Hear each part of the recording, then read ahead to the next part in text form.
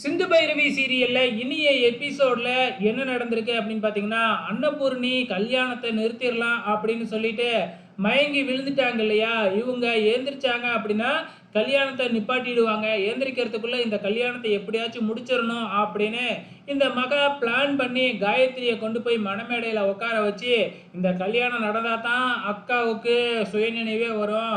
அவன் வாழ்க்கையை நினச்சி தான் இப்படி மயக்கம் போட்டு விழுந்துட்டாங்க, அதனால் சீக்கிரம் கல்யாணத்தை முடி, அம்மா எழுந்திரிச்சிருவாங்க அப்படின்னு சொல்லி மணமேடையில் போய் உட்கார வச்சு எப்படியோ கல்யாண ஏற்பாடெல்லாம் போய்கிட்டு இருக்கிறாங்க.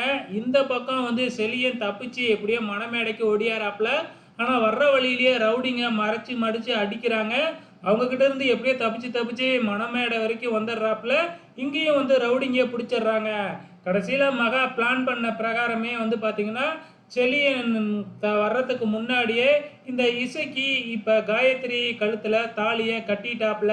தாலி கட்டி முடிச்சு கையை எடுக்கிறாப்ல. கரெக்டா செலியன் வந்து நிக்கிறாப்ல. இப்படிதான் நிறைய படத்துல பார்த்துருப்போம், சீரியல்ல பார்த்துருப்போம். இதுல மட்டும் என்ன, இதுக்கப்புறம் தான் வந்து பாத்தீங்கன்னா பிரச்சனையே வரப்போகுது. இசைக்கு சொத்துக்காகத்தான் கல்யாணம் பண்ணி இருக்கிறாப்ல. இதுக்கப்புறம் என்னென்னலாம் பிரச்சனை பண்ண போறாப்ல அப்படிங்கறத தான் தெரியல. பொறுத்திருந்து பார்க்கலாம்.